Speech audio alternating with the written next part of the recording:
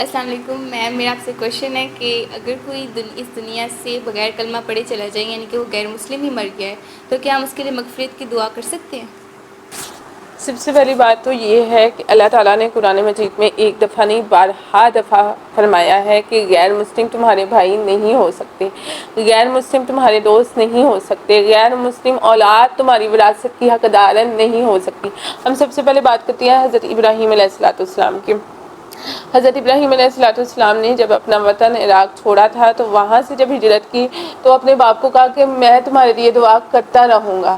اللہ تعالیٰ سے تمہاری بخشش کی دعا کرتا رہوں گا۔ اس وقت وہ یہ نہیں جانتے تھے کہ میرا باپ اللہ تعالیٰ کا دشمن ہے۔ جب اللہ تعالیٰ نے یہ واضح کر دیا کہ مشرک کے لیے دعا کرنا ٹھیک نہیں ہے تو آپ نے ان سے بیزاری اختیار کر لی، یعنی اپنے باپ کے لیے دوبارہ دعائے بخشش یا دعائے مغفرت نہیں کی۔ اس کے علاوہ کسی بھی کافر کے لیے یا کسی بھی نان مسلم کے لیے دعائے بخشش کرنا جائز ہی نہیں ہے۔ ایک انسان جس کا ایمان باللہ ہی نہیں ہے، اللہ پر ایمان ہی نہیں ہے، اور لیٹس سپوز وہ اللہ کو تو مانتا ہے لیکن نبیوں کو نہیں مانتا، آخری نبی یعنی محمد صلی اللہ علیہ وسلم کی رسالت پر ایمان نہیں لے کر آیا،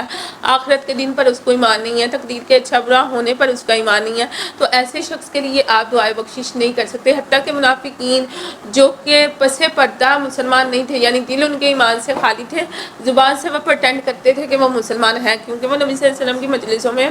آتے بھی تھے، کلمہ بھی پڑھتے تھے، کئی ایک جہاد میں بھی شریک ہوئے تھے، اور اس کے علاوہ انہوں نے نمازیں بھی آپ صلی اللہ علیہ وسلم کے ساتھ پڑھی ہیں۔ لیکن جب ان کا سردار رئیس المنافقین عبداللہ بن ابی اس دنیا سے گیا ہے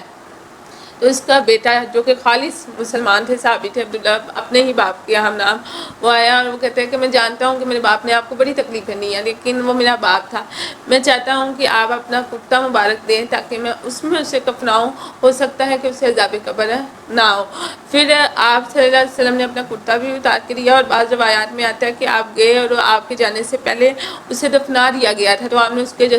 جو ہے جسم کو نکلوایا، اس میں اپنا لعاب دہن جو اس کے منہ میں ڈالا، اسے اپنا قمیض پہنائی تاکہ اس سے عذاب قبر کم ہو۔ اور بعض روایات میں یہ بھی ملتا ہے کہ آپ نے اس کی نماز جنازہ پڑھائی، بعض روایات میں یہ بھی ملتا ہے کہ آپ نے اس کی قبر پہ کھڑے ہو کر دعائے بخشش کی۔ اللہ تعالیٰ نے قرآن مجید میں فرمایا کہ اے نبی آپ ان کے لیے 70 بار بھی دعائے بخشش کریں تو میں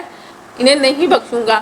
پھر آپ نے کیا کیا کہ آپ نے پھر بھی دعائے بخشش کی۔ حضرت عمر نے آپ کو روکا کہ اللہ کے نبی صلی اللہ علیہ وسلم، اللہ تعالیٰ فرما رہے ہیں کہ آپ ان کے لیے 70 بار بھی دعائے بخشش کریں، میں ان کو نہیں بخشوں گا۔ تو آپ صلی اللہ علیہ وسلم نے فرمایا کہ اللہ نے ایک کوانٹٹی رکھی ہے 70 بار، میں 70 بار سے کچھ زیادہ دعائے بخشش کر لوں گا۔ پھر اللہ تعالیٰ نے دوبارہ پھر آیت نازل کر کے فرمایا کہ آپ ان کے لیے جتنی بھی دعائے بخشش کر لیں میں ان کو بخشنے والا نہیں۔ حالانکہ وہ لوگ کیا تھے، پسے پردہ ان کے دلوں میں ایمان راسخ نہیں ہوا تھا، لیکن منہ سے تو انہوں نے اسلام لانا پرٹینڈ کیا تھا یا ایمان لانا پرٹینڈ کیا تھا، وہ نمازیں بھی آ کر پڑھتے تھے، آپ کی مجلسوں میں بھی آتے تھے، حالانکہ کچھ مخالفتیں انہوں نے کی ہیں کافی ساری، لیکن ان کے لیے دعائے بخشش کرنا قرآن میں کہہ دیا کہ ایک نبی کے لیے جائز نہیں، تو عام لوگ تو پھر بعد میں آتے ہیں۔ تو ایک وہ بندہ جس کی